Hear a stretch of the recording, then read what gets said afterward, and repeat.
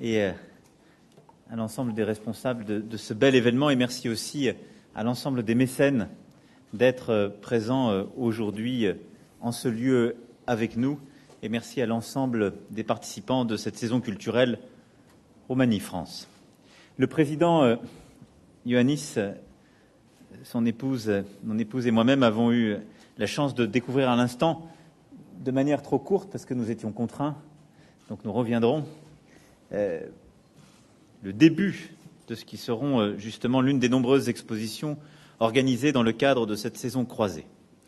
Et je tiens vraiment à remercier l'ensemble de celles et ceux qui se sont mobilisés pour leur réussite, et notamment les deux commissaires. Cette saison culture revêt un caractère symbolique à plus d'un titre. D'abord, c'est la première saison croisée que la France organise avec un pays de l'Union européenne. Ça correspond à une conviction profonde qui est la mienne. Souvent, entre Européens, nous oublions de nous fréquenter, de mieux nous connaître, et nous considérons que l'Europe, ce serait simplement Bruxelles. C'est aussi Bruxelles, mais ce sont nos imaginaires réciproques, nos relations bilatérales et la profondeur de celles-ci. Et c'est pour moi un symbole important, un peu plus d'un an après la visite bilatérale que je vous avais rendue, que nous puissions ensemble aussi lancer cette initiative. Ensuite, parce que la culture est à mes yeux l'un des ciments de notre Europe. Je pense que notre culture est essentielle au cœur du projet qui est le nôtre et dans lequel nous croyons profondément.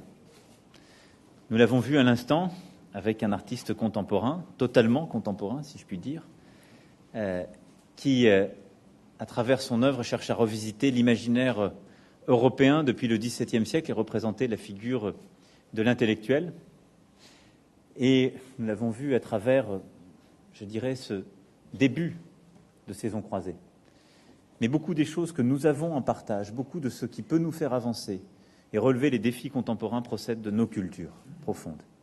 Et je crois que notre responsabilité est grande aujourd'hui pour réussir aussi à faire cette Europe du dialogue entre les cultures, des intellectuels, des artistes contemporains, et bâtir davantage encore cette identité qui ne doit pas être une identité commune ou homogène, mais qui est une identité commune, c'est-à-dire partager, faire de dialogue entre nos imaginaires, faites de moments où les artistes, comme les citoyens, se perdent dans l'imaginaire l'un l'autre, et où les uns et les autres, justement, échangent par le truchement de références communes ou réciproques.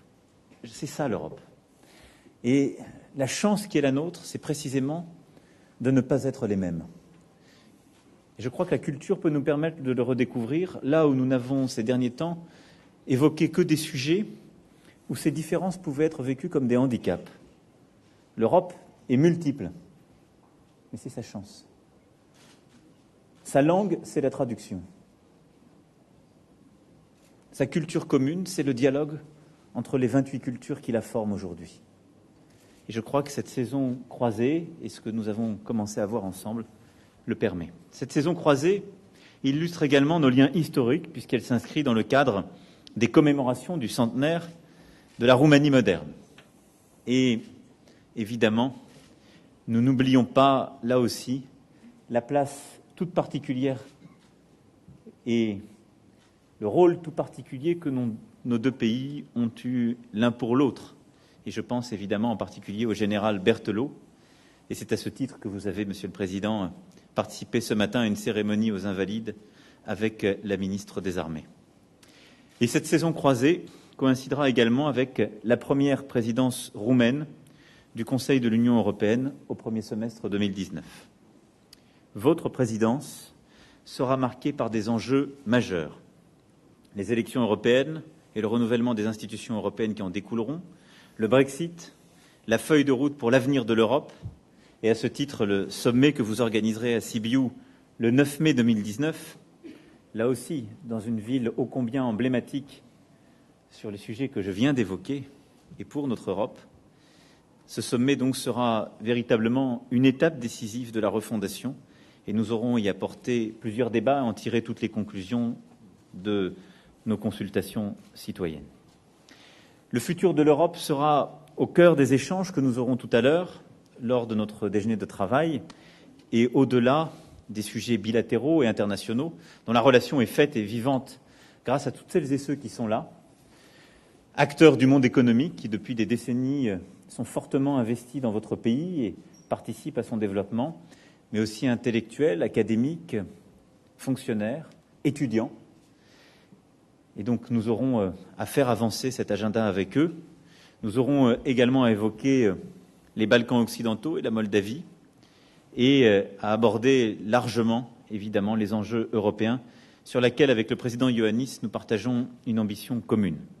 Je pense notamment aux propositions en matière d'Europe de la défense pour renforcer la solidarité européenne en matière de sécurité. Nous évoquerons également la situation de l'état de droit en Europe et je tiens ici à saluer l'action du président Iohannis pour défendre les valeurs européennes à chaque instant et se battre dans son pays contre toute forme de recul ou contre les vents mauvais que nous voyons se lever dans trop d'endroits.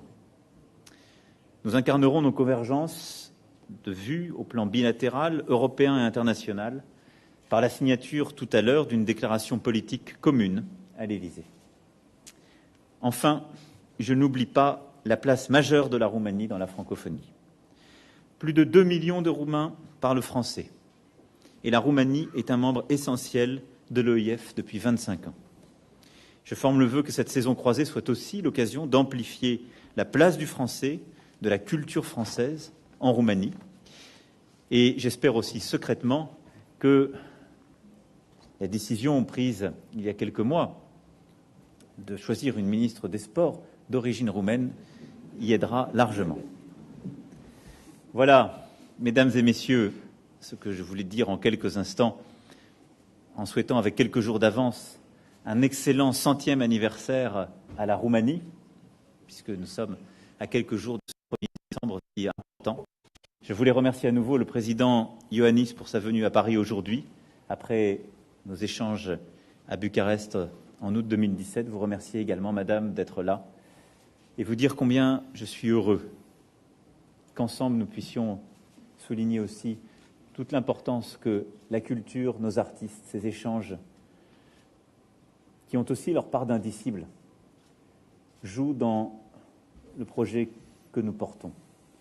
Parce qu'il y a beaucoup d'indicibles et de non politiques dans ce que nous faisons chaque jour. C'est ce que vous représentez, c'est ce que vous portez. C'est l'épaisseur de nos histoires et l'ambition très contemporaine de nos artistes. Je crois qu'au-delà de tout, c'est cela, à la fois qui nous rassemble et qui nous fait avancer ensemble. Merci, cher Klaus. Merci, Monsieur le Président.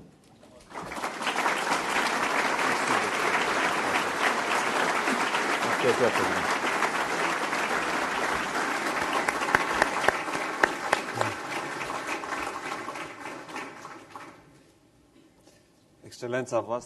Votre Excellence, Monsieur Emmanuel Macron, président de la République française,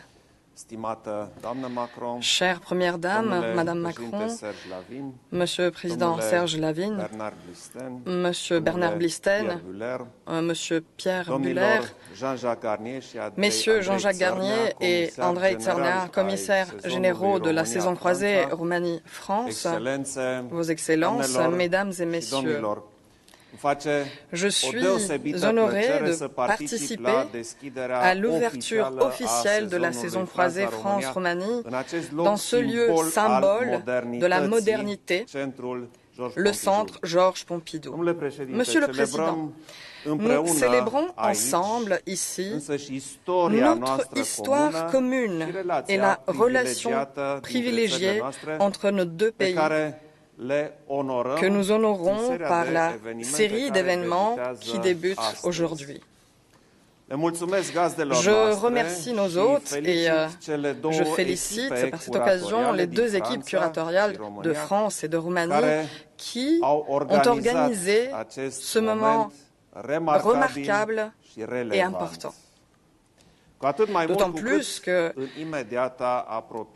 aux abords du Centre Pompidou, il y a l'atelier de Constantin Brâncuș, où on peut comprendre le mieux la connexion entre les Roumains et les Français dans la preuve tangible et le trésor culturel que les deux nations ont offert à l'humanité. La saison croisée France-Roumanie est née dotée du patrimoine commun, de notre patrimoine commun d'idéaux et d'aspirations, et propose un projet généreux et inclusif, ouvert aux idées dans le dialogue. Dans les 6 mois qui suivent, nous avons un festival de la mémoire qui nous lie et un forum de la création contemporaine, de l'innovation et de l'entrepreneuriat. Et j'invite les Roumains et les Français à se réjouir ensemble de ces événements. Monsieur le Président, Mesdames et Messieurs, il est impossible de faire abstraction du rôle joué par l'illuminisme français et par l'influence directe des hommes politiques et d'État de la France dans la naissance de la Roumanie unifiée moderne. Par ailleurs, il est incontestable, l'empreinte que la civilisation française a laissée sur la littérature, les arts plastiques, l'architecture roumaine, aussi sur notre mode de vie et sur nos aspirations. De même, l'influence extrêmement puissante des créateurs roumains de renom est notable sur la culture française. La saison croisée France-Roumanie se propose de fructifier cette relation profonde entre la Roumanie et la France. La France a influencé certainement beaucoup de cultures. Mais nulle part ailleurs la France a-t-elle trouvé une plus grande proximité et compatibilité qu'en Roumanie. Au XIXe siècle, la Roumanie et ses élites ont adopté les modèles français dans la construction d'une société qui, se séparant de l'Orient, trouvait en France l'inspiration et la chance d'une modernisation de facture occidentale. Il est difficile de trouver un domaine notable où cette influence ne se soit pas manifestée.